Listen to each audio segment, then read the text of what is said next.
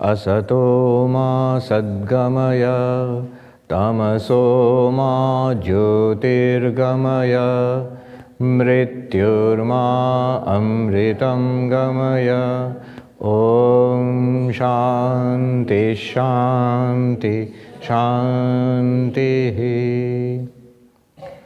Om, lead us from the unreal to the real, lead us from darkness unto light, lead us from death to immortality. Om, peace, peace, peace.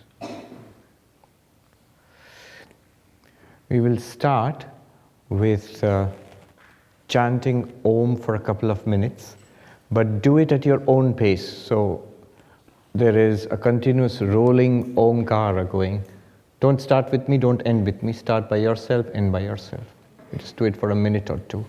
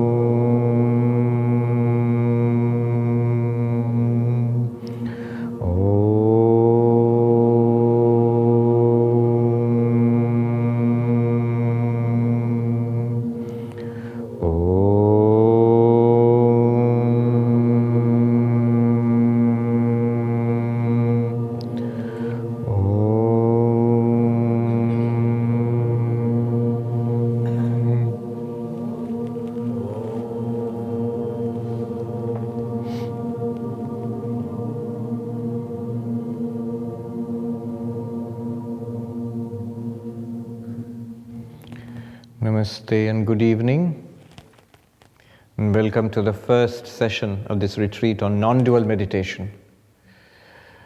In this retreat, we have selected this text, Aparokshanubhuti. We're not going to do the whole text. This is a retreat in advanced Vedanta.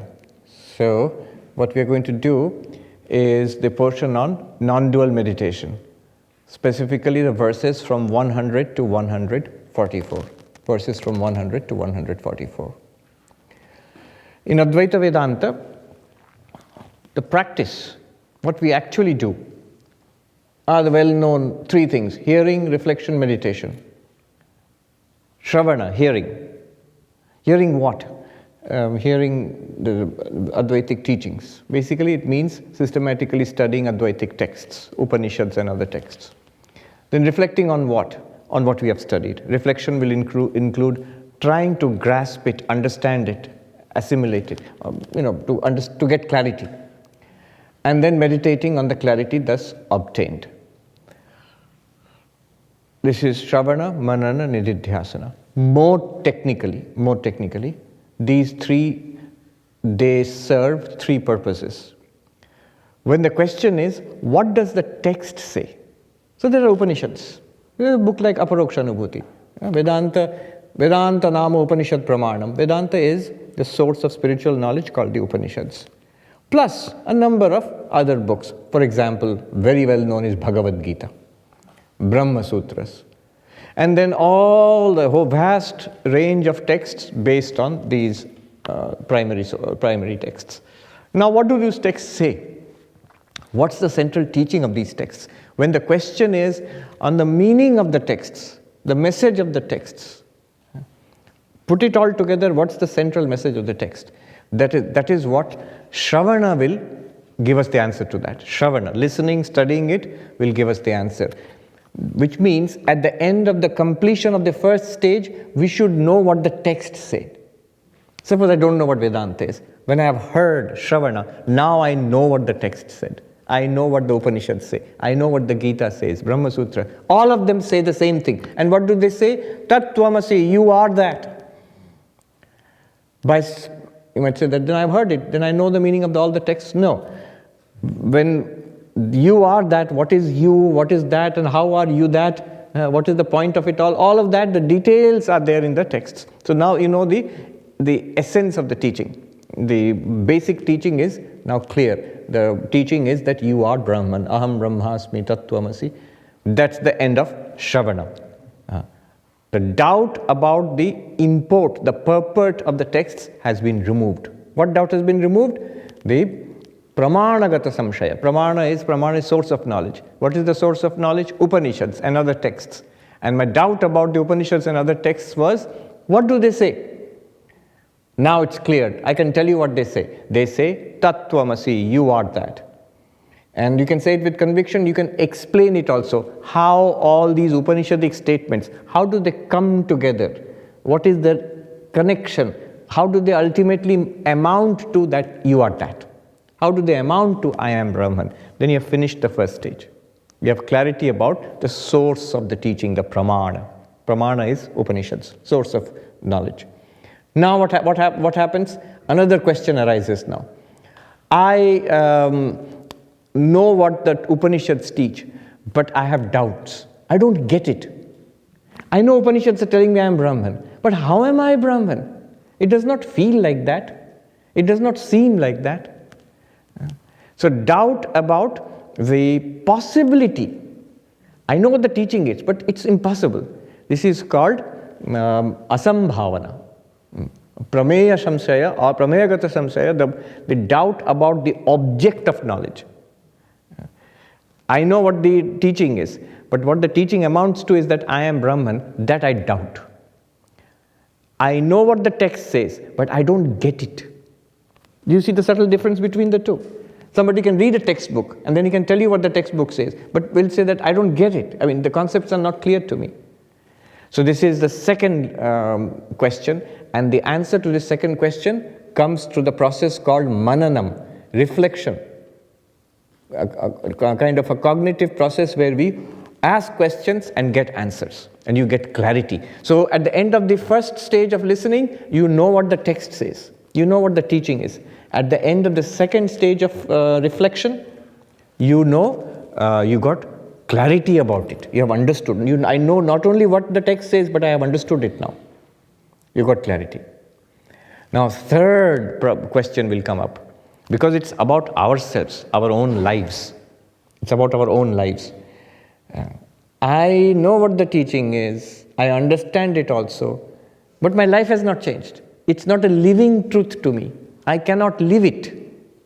This peculiar question, it will not come up if you are talking about physics or Sanskrit or French, but if it's talking about spiritual life. It's supposed to transform our lives. It's supposed to take me beyond sorrow. Supposed to give me fulfillment. Not happening. So that is called viparita bhavana, contrary tendencies. I still continue to think and speak and behave as before. Or at least it's a struggle. Then what do I do? The third stage is nididhyasana, Vedantic meditation. What will it do? It will remove the third problem. Viparita bhavana, contrary tendencies. Then I will be able to manifest my understanding. I have read it, I have understood it, but now I will be able to live it. This is called the stage of assimilation. Swami Vivekananda says it must be assimilated. He says, you dwell on it till it tingles that I am that, till it tingles with every drop of your blood and becomes a living truth for you. That is Vedantic meditation. Shravana, Manana, Nididhyasana. So can't we jump to Vedantic meditation? Since that's going to make it a living truth, that's what we want. It won't work. You can't meditate on something that you have not understood in Vedanta.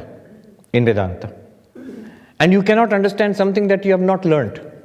How will you understand that? So first learning, then understanding, and then meditation. But here in this, the way I've structured the classes, these sessions, we're going to reverse it. On the understanding that none of this is new to us. We are all veterans in Vedanta. Some of you have been in Vedanta before I was born. So we are veterans to Vedanta, therefore it should be fine if we can reverse that thing, and we start with meditation. But this is what I want us to do. We will start with the meditation and then we will go to the teaching. And then we will go to the question answers, sort of corresponding to Vedantic meditation. Nididhyasanas first, then the Shravana next, then the Manana, question answers third. What I want us to do is, the meditations have been carefully structured. So, we will try to relate what we read here, what we try to understand, we'll relate it to our experiences in that meditation. That will help us. What is the goal here? The goal here is to shift the identification of the I, a change in the paradigm of the self, what I consider myself to be. I have no doubt I am this person, Sarvapriyananda. The goal is first to create a doubt. Am I really this? And then shift the I, the reference of the I, from this body-mind personality Sarvapriyananda to awareness, to consciousness. See, the word book refers to this entity. The word cloth refers to this entity. What does the word I refer to? Is it the body? Is it the mind? Is it the personality? What does it normally it refers to body, mind, person, but the personality. I am a person, that's what we think. But what we are going to try here is to push back the reference of the I to the witness consciousness. This is what we will do. That's the purpose of these techniques of meditation. We will not take up the techniques of meditation tonight. Tonight's session will be at the end of the book. Shankaracharya gives us the core of Advaita Vedanta, the essence of Advaita Vedanta. We're going to go there first, after the meditation. We're going to go there first. That part is absolutely crucial. Whatever follows tomorrow and day after and day after that is just built upon what we will do today. Today's session, this session, is the engine which will drive the train of this retreat. Today's session is the engine. Tomorrow and day after that, they are the coaches or the attached to the engine. So this is most essential. It's important to get what's going on here. If we get what's going on here, everything will follow just like that, one after another. It will make sense. And not only make sense, more than make sense, I want us to get a feel for it. And I want us to say, not only have I understood it, I now know at least what it is pointing towards. I have a sense of it now. That will be the takeaway from this retreat. So it's a big task before us.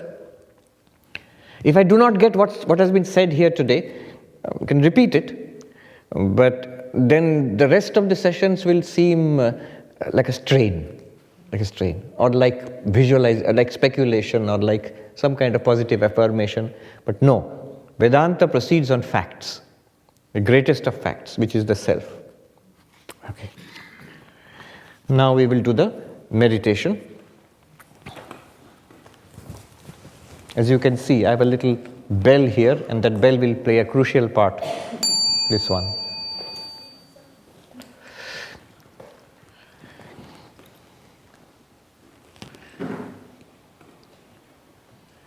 So I want us to sit straight, not rigid, but not slouching. As you sit straight, you feel more alert, especially after that nice dinner.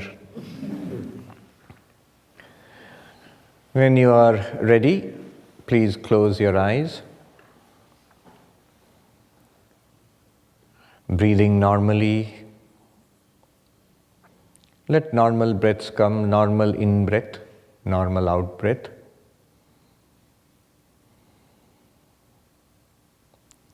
We will relax the body first, then return to the breath, and then commence the meditation. I will do a quick body scan, naming parts of the body. When I name it, just imagine that part or visualize that part and feel it is relaxed. Left foot, relax. Left lower leg, relax. Left upper leg, relax. Right foot, relax. Right lower leg, relax. Right upper leg, relax. Whole left leg relaxed. Right leg relaxed. Waist, relaxed. Stomach, relaxed. Chest, relaxed. Lower back, relaxed. Upper back, relaxed. Left hand, relax. Whole left arm, relax. Left shoulder, relax. Right hand, relax. Whole right arm, relax. Right shoulder, relax. Neck, relax. Front of the face, relax. Back of the head, relax. Eyeballs, relax. Tongue in the mouth, relax. Jaw, relax. Whole lower body, relax. Upper body, relax. Head, relaxed. Breathing normally.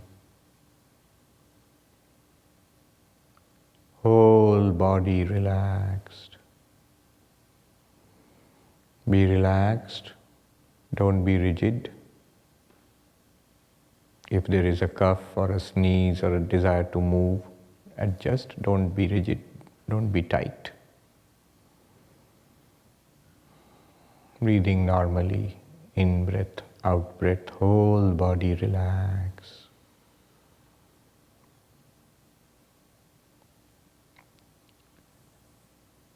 Now there will be the sound of the bell.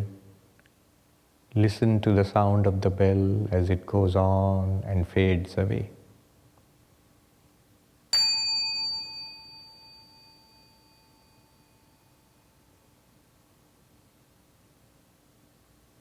Breathing normally. Once again.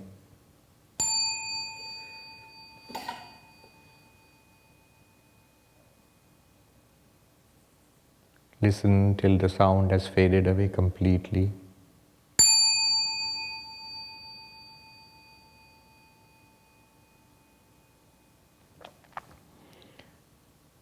Next time, notice how the sound arose in awareness. In you, the awareness, the sound arose, the sound persisted, and the sound faded away into silence. The silence was experienced by you in awareness. In that awareness, sound arose and was heard. Into that awareness, sound merged back again. And in that awareness, silence is experienced again. Experience the silence in awareness.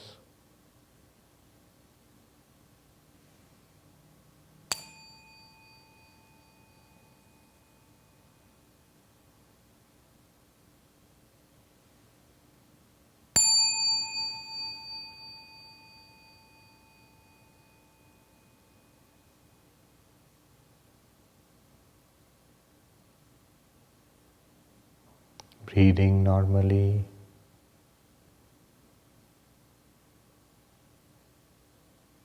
Once more. In awareness, notice this silence. Now the sound.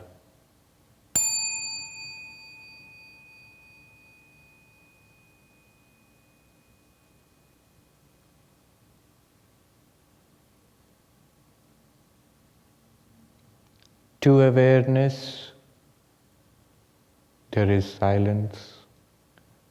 To awareness, there is the arising of sound, the diminishing of sound, and again to awareness, there is silence. In awareness, there is sound. In awareness, there is silence.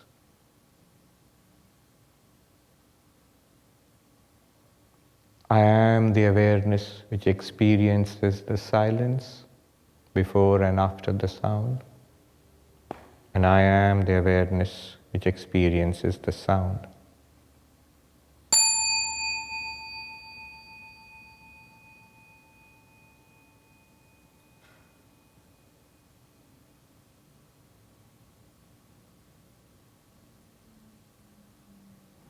Breathing normally, relaxed.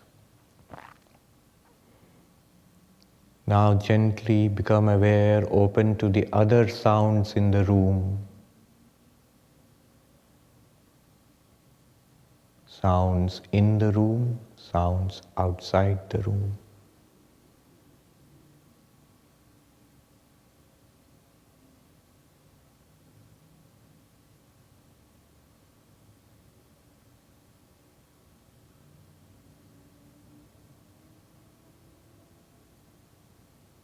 Do not follow any sound, do not resist any sound. Just notice the sounds, various sounds arise in awareness, play around in awareness, and merge back into silence in awareness.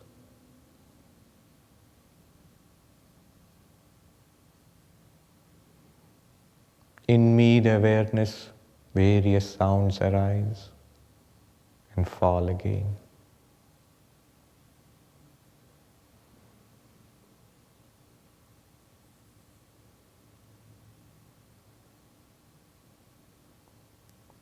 I am aware of not only sounds, I am aware of sensations of my body on the chair, of the warmth or coolness on my skin.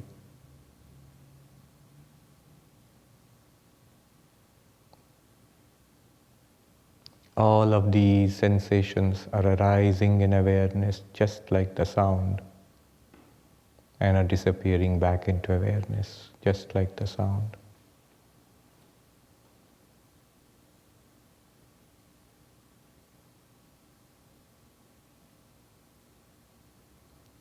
Whatever we see, all those colors and shapes arise in awareness, play around in awareness, and disappear back into awareness. Whatever we hear, taste, touch, smell, arises in awareness, plays around in awareness, and disappears back into awareness. Whatever we think, remember, feel, enjoy, suffer, understand, arises in awareness, plays around in awareness, and disappears back into awareness like the sound.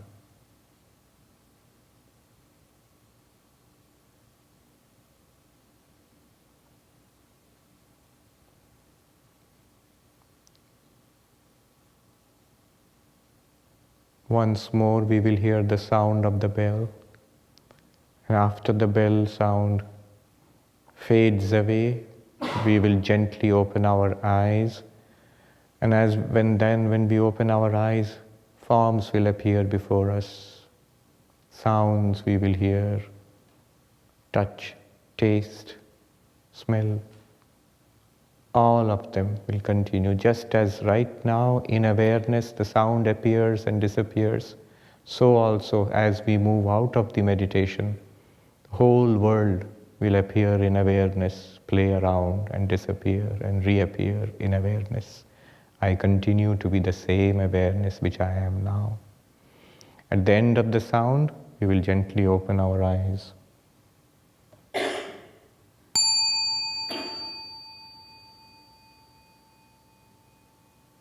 When you open your eyes, look down first at your lap and gently raise your eyes up when you are ready.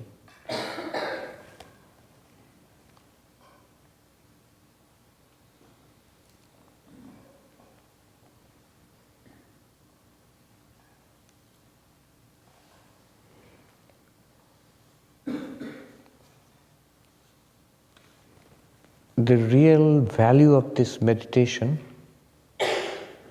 is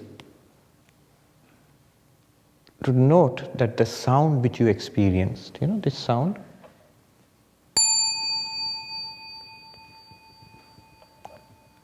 to understand it as appearing in your awareness, playing around in awareness and disappearing back into awareness. Okay, that's one. If you have got a feel for that, then notice all other sounds are also like that. Not just at the time of meditation, now also. Not just sounds. Whatever we see are also like those sounds. They are appearing in awareness, playing around in awareness and disappearing back into awareness. At this point, somebody might say, all very fine, Swami, but that's not how we have learned all these things in school, in science. What has happened is, there is a bell and you have struck it and the vibration of the bell has produced airwaves and the airwaves have come and struck our ear and there are vibration in the ear and then there is auditory nerves, they are excited and the sensations raise to the auditory centers in the brain and then we hear the sound. Wait, at the last point. You hear the sound. Which science and which scientist has demonstrated that? I am not denying the science of sound, production of sound waves. Far from it. But what I am saying is, that's not the point. What I am saying is, actually stick to your own experience, your actual experience at the moment. Not the scientific explanation of it. So why not? Because scientific explanation is incomplete. I understand, there is a bell. There is a bowl here. I understand that it vibrates when it is struck. I understand that currents, sound waves are produced. I understand something vibrates in the ear. I understand you can demonstrate how there are nerve currents racing around the auditory nerves. I understand there will be neuronal activity corresponding to that in the brain, some centers in the brain. Fine. Where is the sound? Where is the sound? Neuronal activity, tiny bits of electricity detected by fMRI scans, that's one thing. And this? What is this? Forget the bell, forget what I am doing. Just listen to your own experience right now. This one. Is it a burst of electricity? Is it vibrations in brass? Is it movements in the air? No, it is an experience in consciousness. I'm reminded of famous philosopher Wittgenstein. In Cambridge University, in his philosophy class, he held up a piece of chalk and he asked a student, "What is this?" And the student said, "It's a piece of chalk, it's a chalk." He said, "Chalk is a word," and he threw it at the student. And he said, "Is that a word?" This one which you experience now, it is a conscious experience. It is you, the awareness, plus an object. What is the object of awareness? This one. This is the object. Together it has produced this experience which you call a sound, experiencing a sound. Now, it is exactly like that for all sounds. Extend it further. It is exactly like that when you see, when you hear, smell, taste, touch. It's exactly like that. The objects are changing. Thoughts, emotions, ideas, memories, enjoyment, suffering, excitement, boredom. They're all like this. Like this experience. This meditation really works if you carry it on to the living, to the life, what we call our life, not meditation, life. And notice, what we tried to do in meditation here, just isolating everything into just one sound, our whole life is basically that. If you can do that properly, your whole life will become nididhyasana. How? Now let's go to the first phase, Shravana. Let's hear. In this textbook of Vedanta written by Adi Shankaracharya, Aparokshanubhuti, which you have all got, and I hope our online audience also has the text, we are going to study 100 to 144, the verses. But we are going to study right now, towards the end of the text, verse number 135. From verse number 135 to verse number 139 is the heart of Advaita Vedanta, is the DNA of Advaita Vedanta, the philosophical DNA. Exactly what is going on in Advaita Vedanta, that is there in 135 to 139. And in that, 135 and 36 is the essence. The same thing will be repeated in 37, 38, 39. Twice it's repeated. Once 135, 36, and then again 137, 38, 39. We're going to do 135, 36 now. I will chant the verse, you chant after me, then I will read out the translation, explain and discuss it. Then we'll open it up for the second phase of Advaita, that is manana, thinking it through. All right.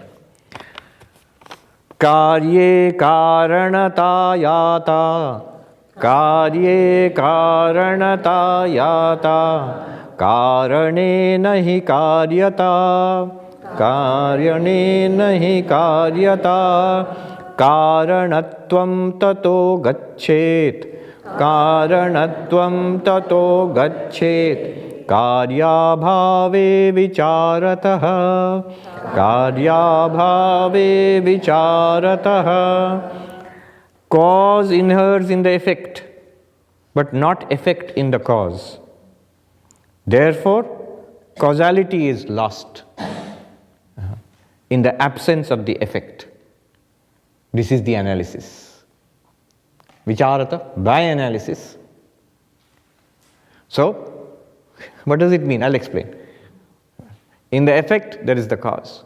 In the cause, the effect is not there. Therefore, the causality of the cause is lost due to the absence of the effect. This is revealed by analysis. Now, what does it mean? It's not very difficult. The example used is the clay pot. Why clay pot? I guess that was the most common thing available, easily available for demonstrating anything. Ancient civilizations, when you excavate, what do you come across? Pottery. I still remember our school textbooks.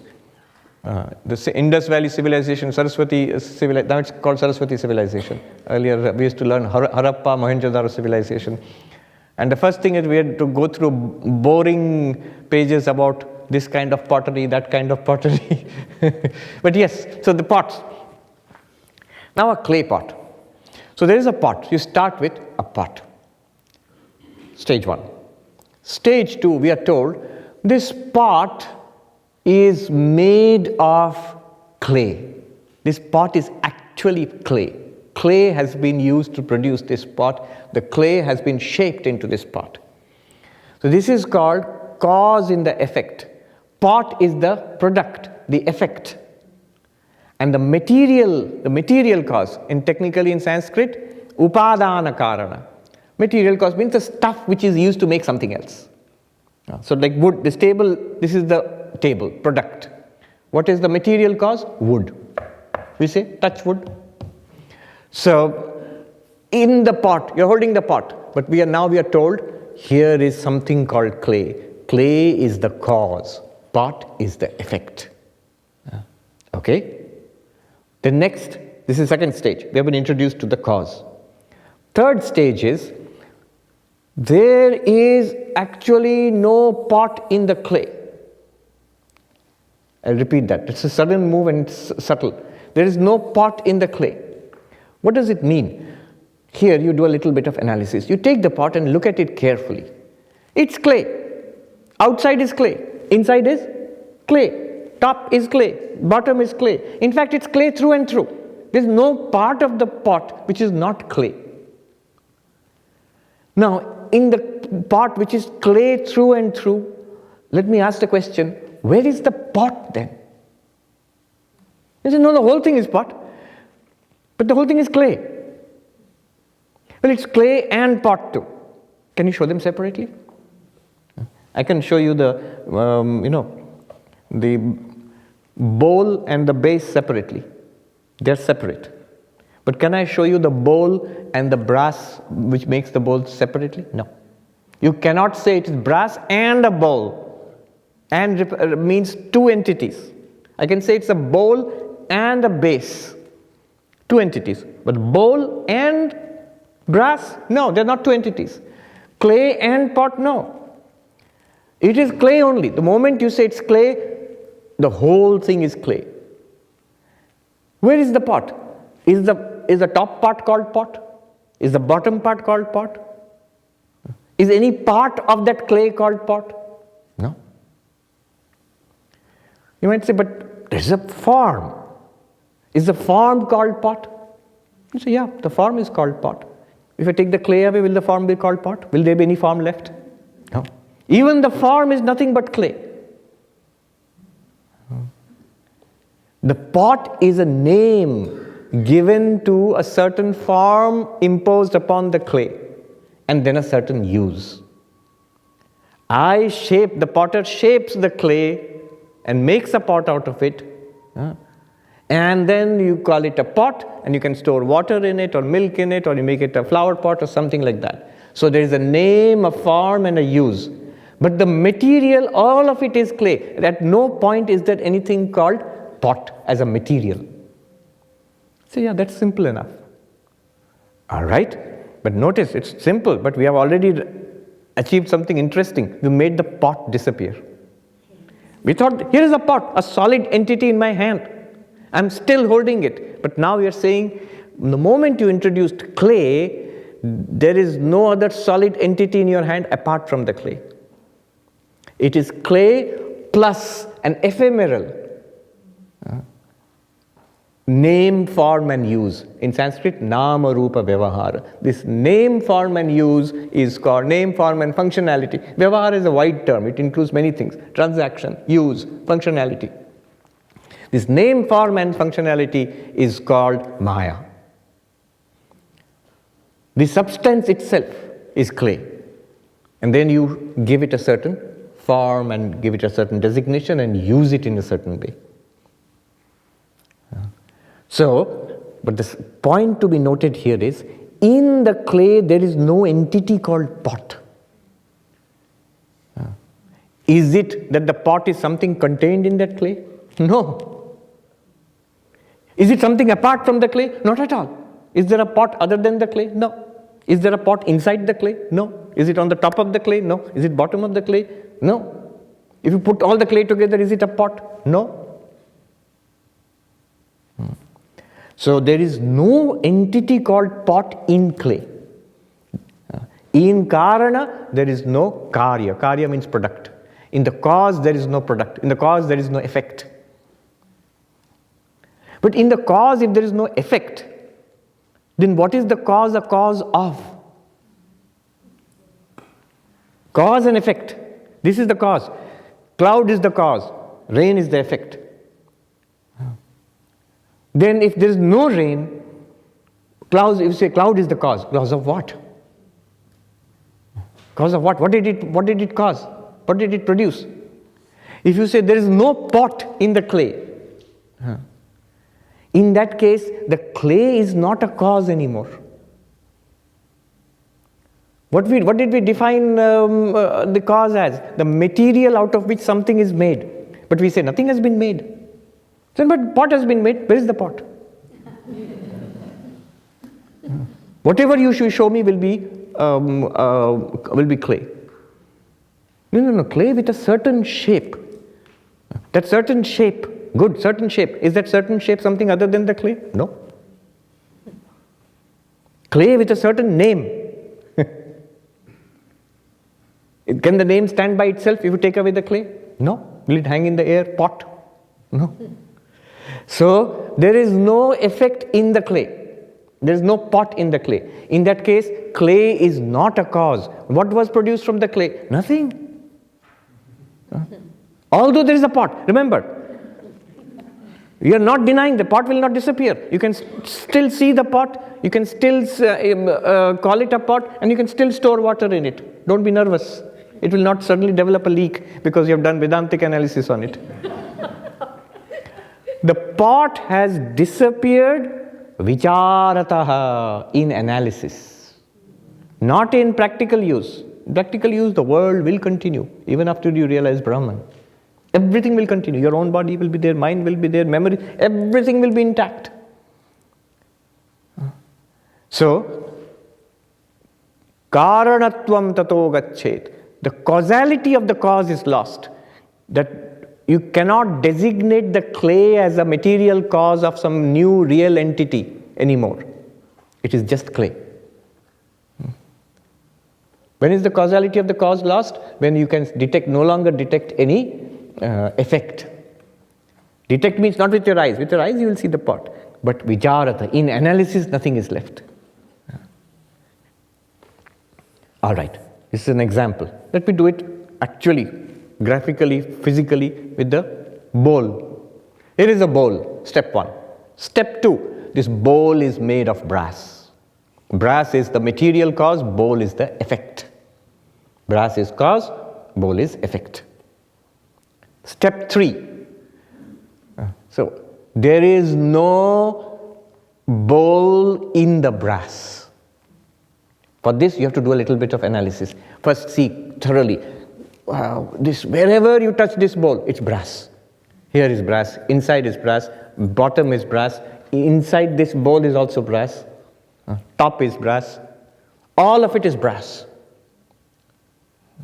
In this brass, where is the bowl? The whole thing is brass. No, not the brass, the bowl. Oh, take away the brass, where is the bowl? So, in the brass there is no entity. At no part of the brass will you find a bowl. Nowhere.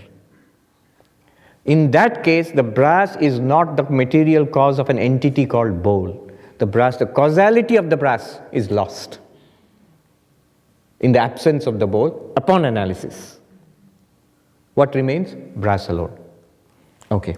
Clay pot and brass are very fine, but what is the point of all of this? This strange analysis. It is this. Brahman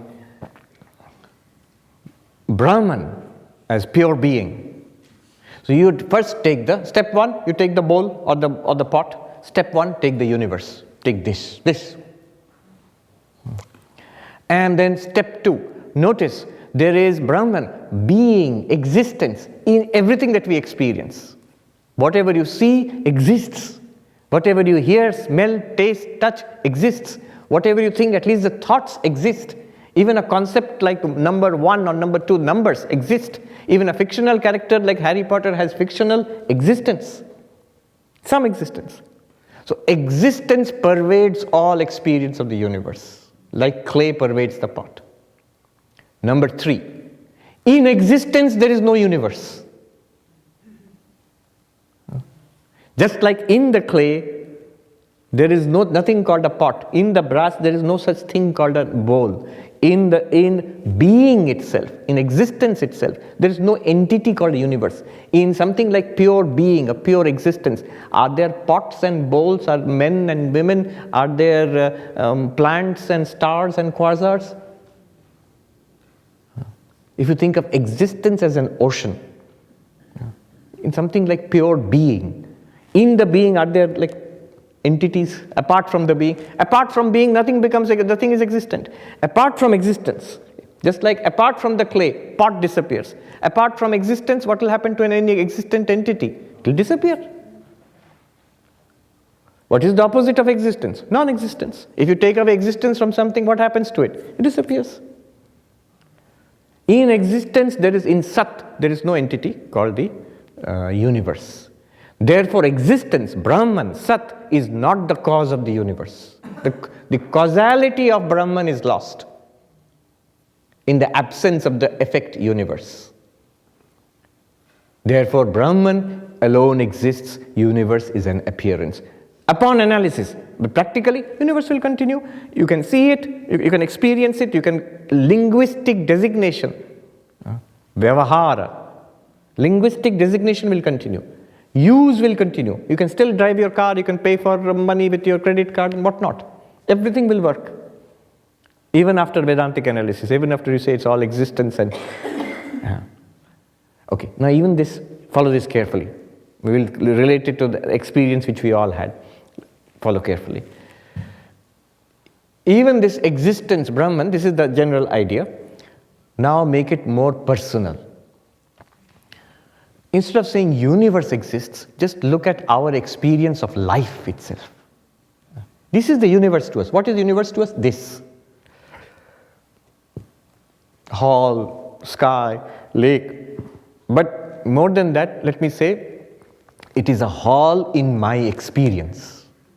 I'm seeing it, I'm feeling it. It's real for me. It's a sky and an earth and a world and people in my experience. This is life. And isn't it all, so this is all, isn't it all in awareness? In awareness, I see, I hear, I smell, I taste, I touch. In my awareness, I can see all of you. In my awareness, I can hear sounds. In my awareness, I tasted the delicious meal. So awareness is like that cause, material, which is there in every experience.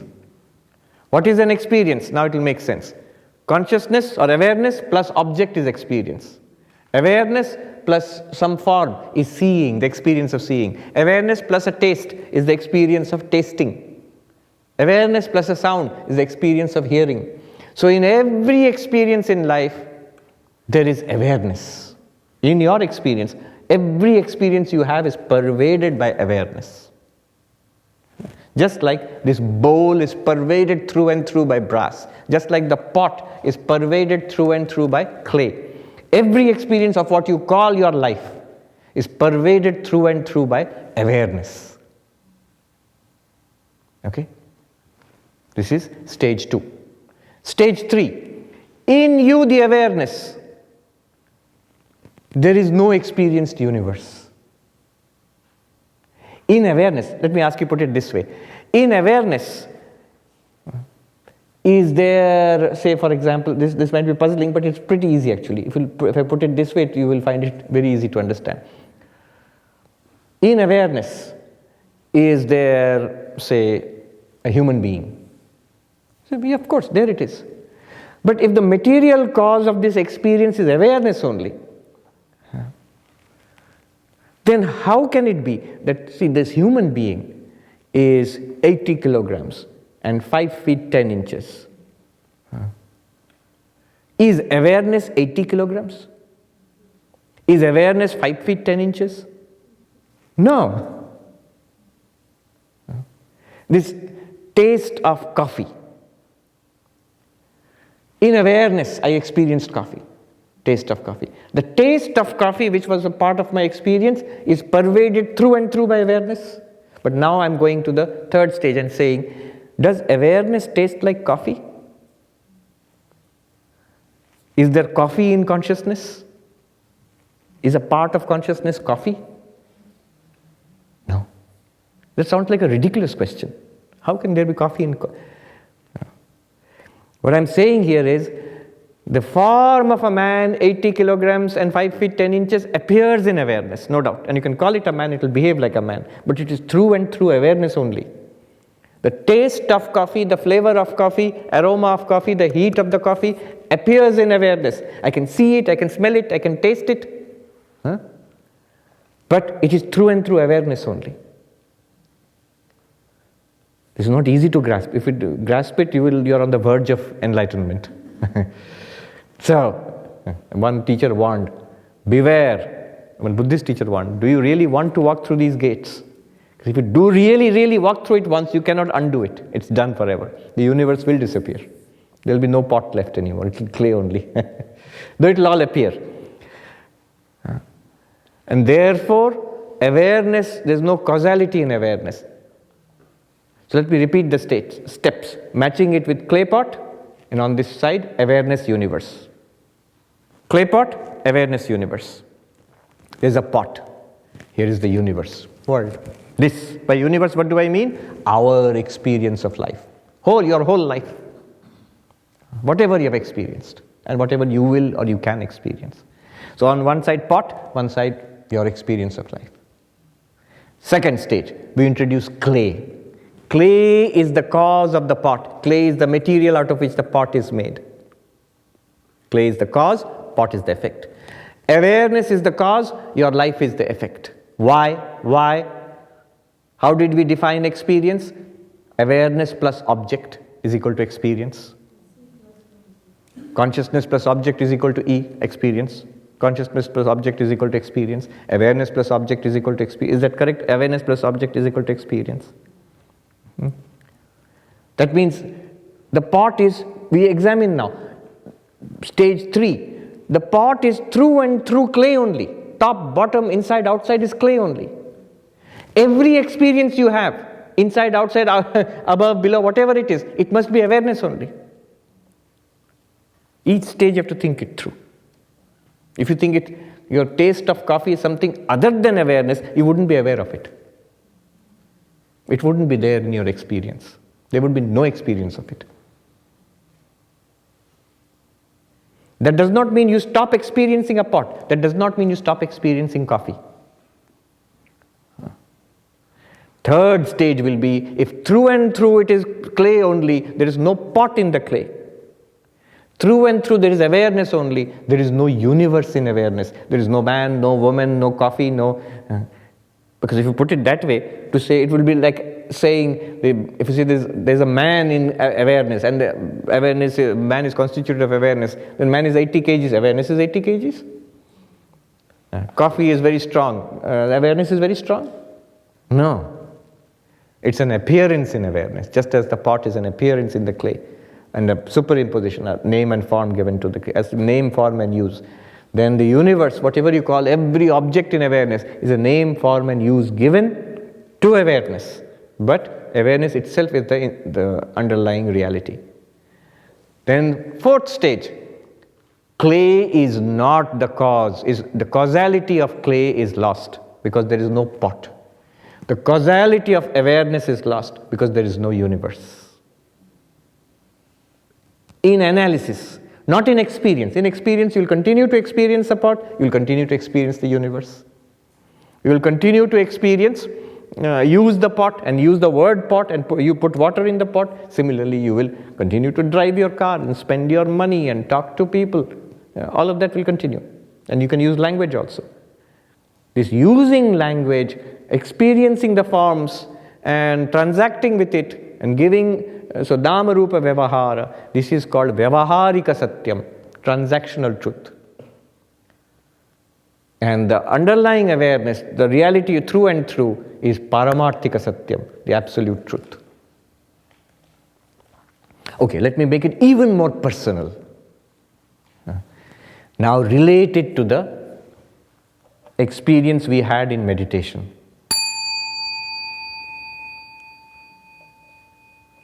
What is it? Sound, bell. Step 1. Step 2, no, it is a sound in awareness, in me the awareness. When you especially close your eyes and blank out everything, forget your body, external world, everything, just this pure sound.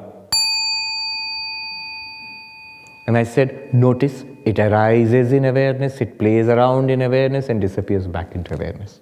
True or not? Before it was awareness, in the arising of it was awareness, during its playing around it was awareness, when it faded back there was awareness only.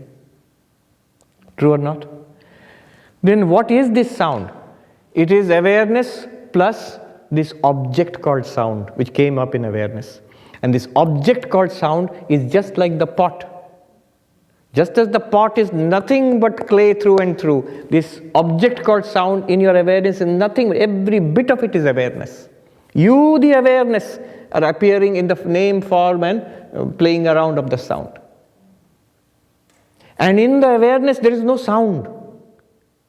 It is awareness through and through. So awareness is not a cause of the sound. The sound, the name of the sound, and the way it works is an appearance in awareness. Make it more personal. In me there was silence in the meditation. In me arose a sound. In me disappeared the sound. In me there is silence again. When the sound was not there, there was only me. When the sound was there, there was only me. I alone was there. When the sound again disappeared, there was only me. I alone was there. In between, the appearance of the sound came in awareness. There was no separate entity called a sound.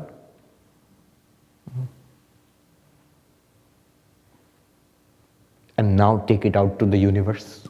When you not only this sound, every speech, every form that we see, every taste that we taste, every smell that we smell, every thought we think, every pain we suffer, every delight we enjoy, every memory that arises, every memory that is forgotten, birth, growth, old age, disease, decay, death, waking, dreaming, deep sleep, coma, anesthesia, hallucination. All of that, through and through, is awareness only. And all of these are appearances in awareness, playing around in awareness and disappearing back into awareness. That awareness you are.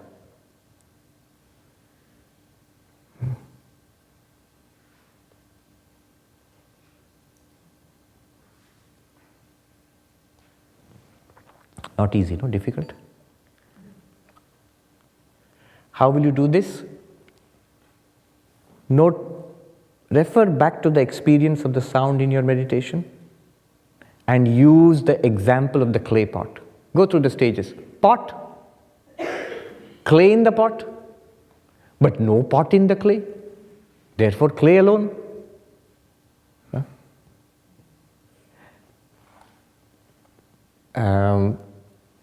Experience of life of the universe. Start. Experience in awareness of the universe, but no universe in awareness. Therefore, awareness alone. Should I repeat it? Pot, clay in the pot, but no pot in clay. Do you understand why no pot in clay? When you examine the clay thoroughly, there is no pot. No pot in clay, therefore clay alone. Similarly, my experience of universe, awareness in which experience is taking place of the universe, the whole universe pervaded by awareness, but no universe in awareness. Therefore, awareness alone. Make it more personal. Universe, but no. It is I, in me, the universe is being experienced. I in the universe. But there is no universe in I. Therefore, I alone. But which I alone? This body, other bodies, other people, likes, dislikes, everything is the I. Ashesha swaprachara. This limitless expansion, delight of your own existence is this entire life which you call life. It's not an individual, however. All right, let me chant the verse again. Then you just notice. 135. This is Advaita Vedanta. One philosopher, I think he put it this way, I forget who it was, very nicely. He said, what Advaita does is very radical, but very simple to state. It says that all of reality is nothing but this underlying oneness, call it existence or consciousness. Step one. But there is nothing of what we call real in that existence or consciousness. Existence, consciousness alone is real. First, what do we experience as life? This multitudinous universe of tremendous variety. This is what we experience as life. All of this is unified under one head. Consciousness. I, in me, the consciousness, all of this is appearing. Step one. Step two, in consciousness, none of this is there. Only consciousness is there. It's like this. Another example let me give you. Here, I am seeing so many. The same pair of eyes is seeing human beings, men and women. It's seeing chairs, it's seeing lights, wooden beams, fan, floor, space. It is seeing all of this same pair of eyes. But in the eyes, as far as the eyes are concerned, what is entering into the eyes? Are men, women, chairs, tables, wooden beams entering the eyes? Not at all. Only by the time it comes to the eyes, only one thing is left. What is that? Light. Similarly, when you are experiencing the universe in awareness, what is the one thing that is left in awareness? Are there chairs and tables in consciousness? No. So, only consciousness is there, nothing else is there. There are names and forms appearing, but the names and forms are not separate entities apart from consciousness. Just as the pot name and form is not a separate entity apart from clay. Now you'll see it will make sense. Hopefully. 135. Karye karanata yata. Repeat. Karye karanata yata. Karane nahi karyata. Karane nahi karyata. Karanatvam tato gachet. Karanatvam tato gachet. Karyabhave vicharataha. Karyabhave vicharataha. In the effect pot, you notice your attention is directed to the clay, the cause. Karye karanata yata. But then you notice, upon analysis, what is the analysis? In the pot, inside, outside, top, bottom, through and through, it is clay and clay only. In that clay, is there something called a pot? No. Karane nahi karyata. In the clay there is no pot. In the cause there is no effect. But if there is no effect, why call it a cause? Karanatvam tato gachet. The clay loses its causality. Because karya bhava, in the absence of the effect, in the absence of the pot. Remember, all of it is not crazy. It's just vicharata, analysis. In this way, Brahman is realized to be the truth. World is seen to be the appearance. Consciousness is realized to be the truth, reality. The objects are seen to be appearance. You are the truth. And whatever you experience, all that appears and disappears to you is an appearance. Upon analysis, Sri Ramakrishna was asked, is the world false? In Bengali, Jagat ki mitha. And Sri Ramakrishna said, no, why should the world be false? It is a step in Vedantic analysis. Exactly this. It's a step in Vedantic analysis. To prove what? To prove the falsity of the world? No. To prove that everything is divine. To prove that consciousness alone exists, Brahman alone exists. You, the consciousness, Aham Brahmasmi, you alone are the reality of whatever you experience. That's all it wants to prove. This is what is there. See, the dualistic religion stops in one step. It takes the world, then it introduces a cause of the world. Brahman, God is the creator, preserver, destroyer of the world. Then stop. If you stop there, what is the problem? You are introduced to two things now. One is pot, and there is a cause of the pot, a reality of the pot, a cause of the pot called clay. You are left with the idea there is something called clay which is mysterious, very powerful, great, it creates pots. You still think the pot is the real thing. And there is something called clay which created this pot. This is what Alan Watts called it the crackpot theory. What happens in that case, in the dualistic religion, is then the existence of the creator God becomes a question of faith. If you ask, this God who created the universe, where is it? Where is it? Here itself, but it's a table. Here's a man, here's a woman. Where is the God? You have to go further. You have to examine every bit of the so-called creation and find the cause right there. And then reverse it. Look for the effect in the cause and you will find no effect in the cause. The cause alone exists, then it's not a cause anymore. The reality remains, but its causality is not there. Then what will happen? The next verse, and we'll stop. Now 136.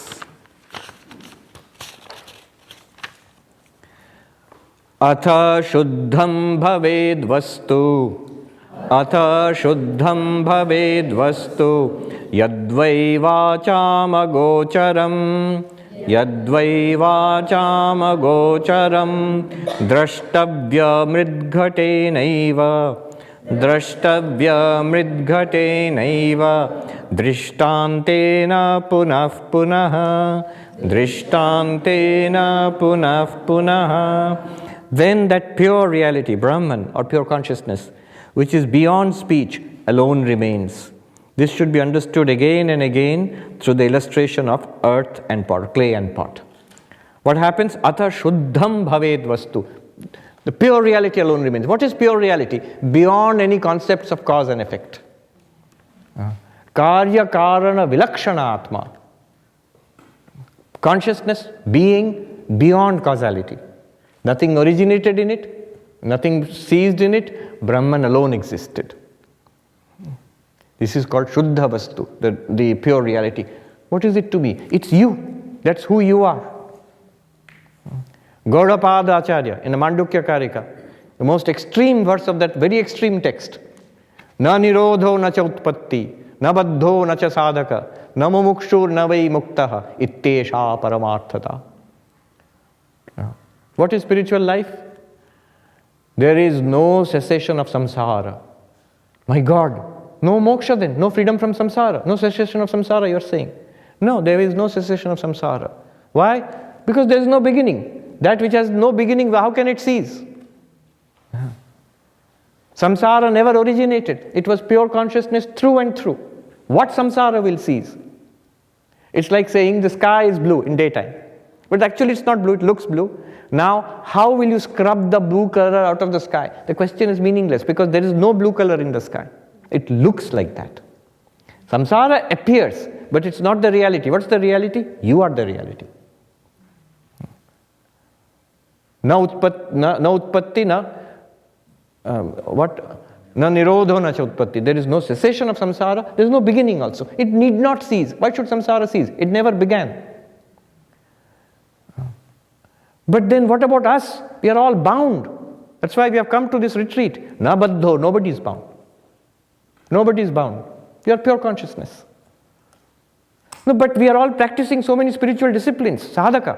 Nobody is a sadhaka, not a sadhaka. There's no spiritual seeker, no spiritual practitioner. But then we are seekers of moksha, mumukshu. We are seekers. You say we are not practitioners, but we are at least seeking liberation. There is no seeker of liberation. You are pure consciousness. But then there are at least those enlightened beings. You, Gaudapada, you are an enlightened being. You, Shankaracharya, you are an enlightened being. Muktaha. There are no enlightened beings. What nonsense is this? Ittesha paramarthata. This is the ultimate truth. What do you mean by the ultimate truth? There is consciousness alone, being alone, you and you alone.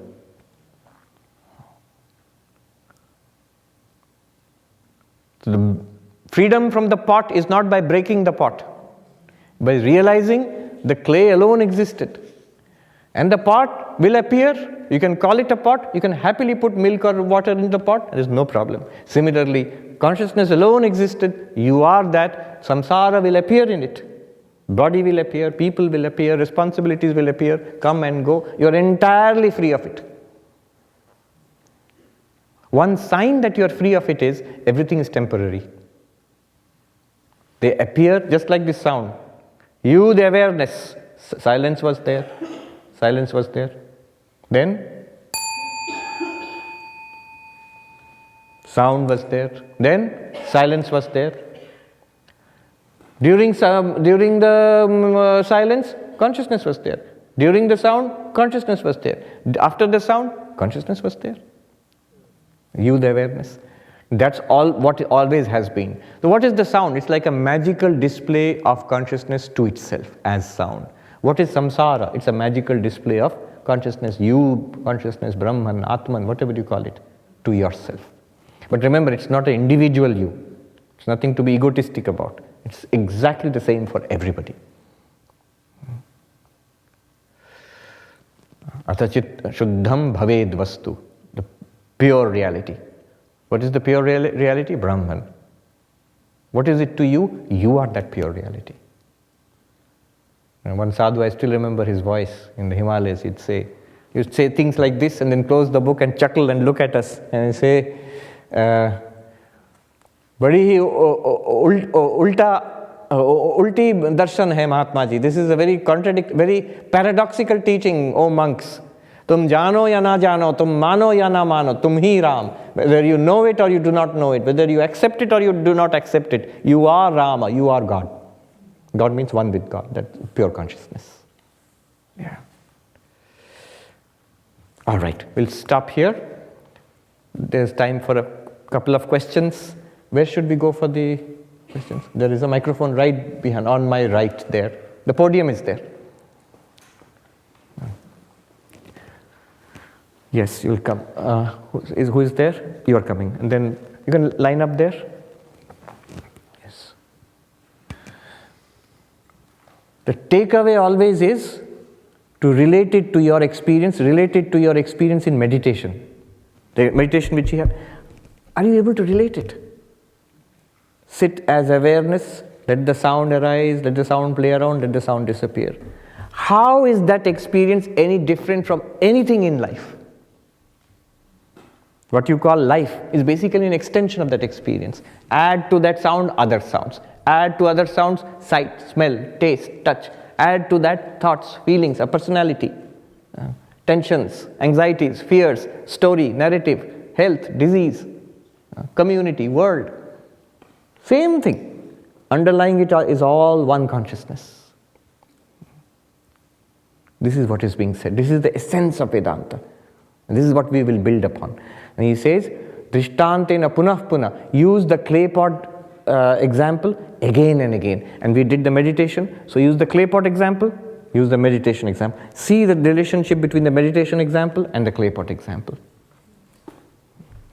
Yes. Tell us your name and ask the question. Pranam Swamiji, my name is Shekhar. A basic question. So how did we make the jump from object in consciousness to object is nothing but consciousness? Is it because we cannot show two of them separately? Yes. You can logically make the jump in very many different ways. It's the same jump as the pot is in clay, but there's really no pot in clay. The clay is in the pot. In this pot in the sense, the pot is nothing but clay. Then the next step is, but there is no pot in the clay. Is there a pot in the clay? Before the pot was made, was there a pot? No. When the pot has been made, where is the pot other than the clay? If you say, no, the pot is a name, good, that is admitted. The pot is a form, yes, that is admitted. Pot is a particular transaction use, that's there, no problem about it. But the reality, keep your eyes on the reality. Reality is clay. Here, in the example of the sound and awareness, what is there other than awareness? In the eyes, which look at 100 different things, what is there here other than light? Nothing. In the mind, where all sights, sounds, smells, tastes come in the mind, what is there in the mind other than thought? Is there light in the mind? Is there taste in the mind? Is there smell in the mind? Does the mind become smelly? No. It's ridiculous to say such things. It's only thought. And then when thought appears in consciousness, what else is there? Thoughts, feelings, emotions, ideas, sensations. But what are they other than consciousness only? Although they appear to be something else. Yes. So in the clay pot, we can understand, because when you touch the pot, it's nothing but clay. Yes. But in the object and awareness, right? If you touch the object, you touch the object. Feel like awareness, right? So that's see, here, I'm touching the object, right? This is very interesting. I'm touching the object. This is object, like table. Okay, now let's go a little further. This table, what is it other than the sensation of pressure on my skin, right? I have an idea of a separate table, but to me touch is just this pressure on my skin. What is the pressure on my skin other than a chitta vritti in the mind? What is the chitta vritti in the mind other than consciousness itself? Though it appears to be chitta vritti in the mind and through that skin and through that table. Show me the touch apart from the skin. Impossible. Show me the skin apart from the mind. Impossible. Show me the mind apart from consciousness. Impossible. But then should we stop using words like mind and sense organs and objects? Not at all. You must go on using. But know that all of them are just the radiance of consciousness itself. And that consciousness you are. Consciousness, awareness, being, another word is now being used, presence. There's the presence. All right, thank you. Thank you. Yeah, this will take time. But don't worry, we will work on this for the next 3 days to reduce the universe into you, the consciousness. Tell us your name and ask the question. Maharaj. My name is Apala. So when you talked about the coffee, tasting of the coffee, that made so much sense to me because,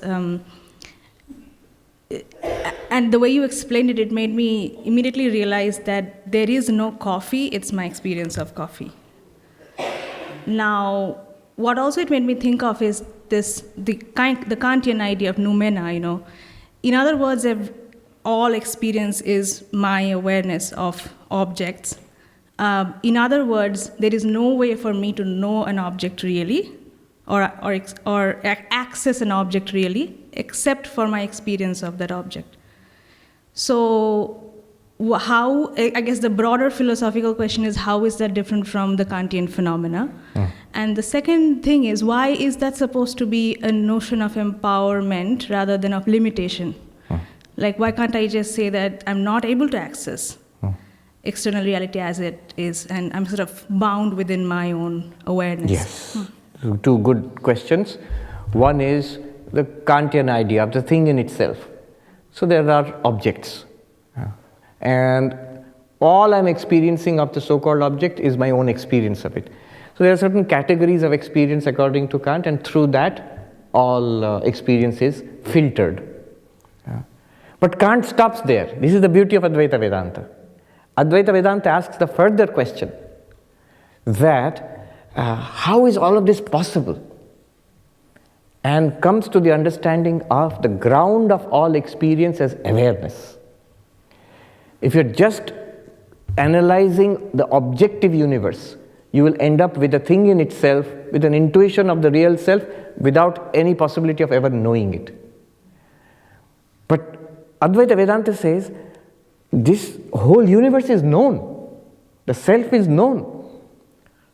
We are experiencing. It's not unknowable. We are experiencing the world. We are experiencing ourselves. So there is an entity which is revealing everything and is also self-revealed. So you are that entity because of which everything is revealed to you. And your own existence, your own reality is self-revealed. It's called self-shining, swaprakasha. These are ideas not in Kant. This is one step forward. Now, how is this empowering? Because if you look at Kant, and it is very logical, very rational, it is the first time in Western philosophy it came very close to Advaita Vedanta. That's why Advaitins have always been interested in Kant. But it is something that Kant can't do. Sorry, I couldn't resist that. It seems like a limitation, that it is unknowable. Ultimately, reality is unknowable. That's what will come if you follow Kant. But Advaita Vedanta says, since you are that ground of this entire reality, the whole of the universe is nothing apart from you. You make all this experience possible. You means this luminous self. In that case, oneness is established. You are not limited to this body and mind. What's our general idea of ourselves? Yes, everybody will admit, I am a conscious being. But I feel somehow I am a conscious being in the limits of this skin. Somewhere inside this is my conscious entity, I the conscious entity. That's what we feel. Further, there is like a bubble of my perception. Up to this much, I can see, hear, smell, taste, touch. and in my mind I have certain knowledge. This is my idea about myself as a conscious entity. What Advaita Vedanta does is, this whole thing is appearing in one pure subjective consciousness, not an objective consciousness. And that subjective consciousness, in that there is no division. There are divisions between us physically. There are divisions mentally. There's a division between living and non-living, between me and the table here. But in that one reality, one consciousness in which this whole experience arises, there is no division at all. So a oneness is established. As Vivekananda said, the oneness of the universe, that is one of the central postulates of Vedanta. From that oneness comes many, many incredible outcomes. It is the ground of all morality, for example. The basis of ethics. Why should I be good to anybody? Because I and that person are one. As Vivekananda said, why should I not cut the throat of my neighbor if it suits my purpose? Because your neighbor is you. So all goodness, morality, ethics is grounded in this Vedantic oneness. Then further, you lose fear of death. You are no longer this physical body. The physical body is as much an object to you as this table or as this sound. Right? So the aging, death of the physical body is not your aging and death. It's also experienced. Just as you experience the sound, the aging and death of the body is also you are no longer afraid of death. There is no fear. Entirety of the universe is experienced in you, the consciousness. Then there is no more want. What is it other than you which exists which you would want? Nothing. As a body, I want some things. Food, air, and all of that. As a mind, I want so many things, to know so many things. But as that awareness in which the entirety of all objective universe arises, floats around and disappears, in which actually there is no objective universe, what could that consciousness want? Nothing. So remember, oneness is established. Immortality is established. Fear of death goes away. The sense of the other goes away. They are all one with you. So that othering of others, that goes away. Then the sense of want and limitation goes away. So these are the consequences of this oneness, of this one consciousness underlying all experience, is stunning. We'll draw it out over the next 3 days. Yes. Two more questions? You are also there? Yes, 2 more questions. Greetings, Swamiji. Michael Bird. So if I'm understanding correctly, the concept of enlightenment then is something that we try and achieve from a transactional view of reality. But if you are able to transition to the absolute view of reality, there's really no such thing as enlightenment. Like you said, there is actually no enlightened being. So I was curious then, from the absolute perspective, you mentioned the gentleman before who prayed for enlightenment, and by the grace of God he received it. I'm curious then, what was it that he received? Was it perhaps just a permanent perspective shift of the absolute view of reality? Right, there's a permanent perspective shift. Now, it is true to say that you are Brahman, even now. Even when we do not realize it, we don't understand it. Would it be true? As that monk said, whether you know it or you do not know it, whether you realize it or not, whether you believe it or not, whether you accept it or not, you are God, you are one with God. So that's there. However, it's not true that all are enlightened. Some are enlightened, some are not enlightened, from our transactional perspective. So there's a shift in this transactional being from being this pot to the clay. Though the pot was clay all throughout. And when the clay is realized that I am clay, I mean we are not clay, but I am clay, the clay perspective is realized, and you realize it was never a pot, it was always clay. Similarly, the transactional perspective, it changes into the I am awareness in which the whole of samsara is experienced. And I always was this was always true. This is enlightenment. Why would we need to do that? Because of suffering. If we don't do that, we will continue in this way, in the limited identity, and suffer. The pot identity is full of suffering. Why? Because a pot has a birth. Pot has an existence. The pot can be cracked and broken. And the pot has a samsara of its own, that there's a bigger pot than me. I am jealous of that bigger pot. There's a tiny little old broken pot. I'm contemptuous of that little. What a loser, that pot. And then I have fear of being broken, fear of being damaged, all of that. But the clay has no such fear. And the pot has to realize it's clay. Even while being a pot and, appearing like a pot, called a pot and used like a pot. Similarly, in this identity as Michael, I realize I am the limitless existence, consciousness, bliss underlying this entire universe and every being. All of that appears, plays around and disappears in me, just like this sound. Yeah.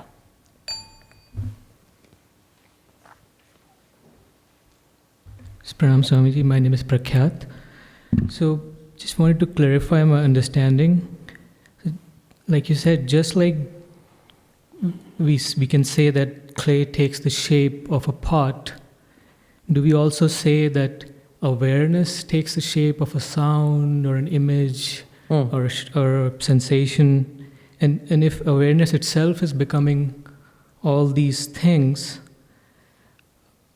then what is driving force behind what awareness becomes in our lives? True. So first of all, clay did not become a pot. It looks like that. It's so difficult to wrap our minds around it. If you say clay became a pot, then it's causality again. But we have cancelled that. Clay did not actually become a pot, because after you see it as a pot also, there is no pot there. So what did clay become? That was the whole thrust of the argument. Causality is lost. So there is no pot. If clay became a pot, you should be able to detect a pot, but you can't detect a pot. On analysis, though we see it, we use it, we call it, but on analysis, there is nothing called a pot apart from the clay. There is nothing called samsara apart from consciousness or apart from being, presence, sat, chit, whatever you call it. So that's there. So first of all, drive it out from our mind that consciousness has become something. Now, what happens in consciousness? Consciousness, actually, if you look at it yourself, right now in our own experience, does consciousness become anything or does consciousness experience? What does consciousness do? What's the one thing, even in an empirical sense, in modern consciousness studies also, what is the only thing that consciousness does? First person experience, anubhava. That's all consciousness does. So things appear in consciousness. Objects appear in consciousness. That also nobody can deny. Isn't it the description of the most fundamental description of life, that objects are appearing in consciousness? That's the minimalistic definition of life. Objects are appearing in consciousness, just like this sound in my awareness. Right? So objects are appearing in consciousness. Did consciousness become an object? No. Because in consciousness, in awareness itself, you'll never find pots and pans and people and giraffes. No, they all appear in consciousness. Now, why do those things appear? In what sense? What is the driving force? There they will say the limitless creative power called Maya. Advaita Vedanta is not worried about it, because as long as there is no actual transformation in consciousness, as long as there is no actual causality, cause-effect relationship, the non-duality of consciousness is assured. Let 1,000 things appear in it also. That is why, you might say then, why at all are things appearing in consciousness? Then this goes back to the old question, why did the one become the many? Why did Brahman become the universe? Why is consciousness appearing as its own objects? You can give me the same answer, the standard answers in Advaita Vedanta. Because of Maya. You might ask, why Maya? Why at all anything is appearing? Two answers I always give. One is a logical answer. The logical answer is, what are the two logical alternatives? Things can either appear in consciousness or nothing need appear in consciousness. Either there will be silence or there will be sound. Now consciousness is doing both. There is this world which you are experiencing now. Smell, taste, sound, touch, thoughts, feelings, emotions. This is the experience of consciousness, in consciousness. And very soon, as we go to bed and go to deep sleep, everything will disappear. Consciousness will illumine the blank, just like the silence before the sound. So two things can be there in consciousness. Either something will appear or nothing will appear. Both are happening. Why blame consciousness? If something appears, we ask the question, why is it appearing? And nothing appears. You say, what is useless consciousness? It's not, nothing is appearing. So both are happening. This nothing is there and then something is there. This is called abhyakta to vyakta. This is called pralaya to srishti. And then again disappearance back into consciousness is called pralaya. This is continuously going on. This is one answer. The second answer is, this is the very nature of consciousness. What is the nature of consciousness? See, what does consciousness do? Experience. It experiences. And the answer, one sadhu put it very nicely. He said, the very nature of consciousness is anubhava, to experience. But there is nothing other than consciousness. That's what we have established. What will consciousness experience? It will experience itself as its own object. That which is limitless consciousness, pure subject, will appear as an object. Many kinds of objects. That which is eternal, without beginning or end, will appear as beginning and ending objects. That which is pure fulfillment itself will appear as desire, pleasure and pain.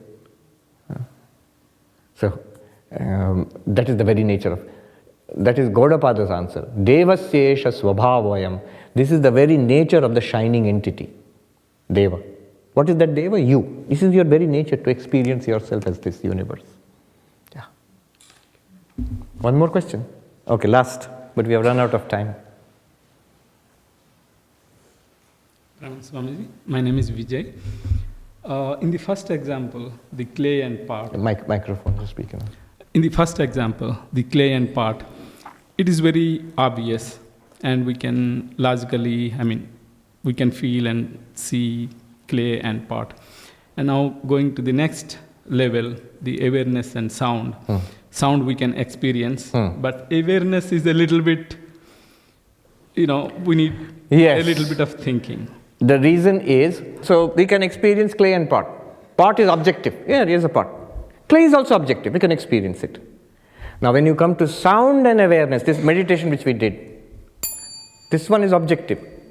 That to which it is an object is consciousness.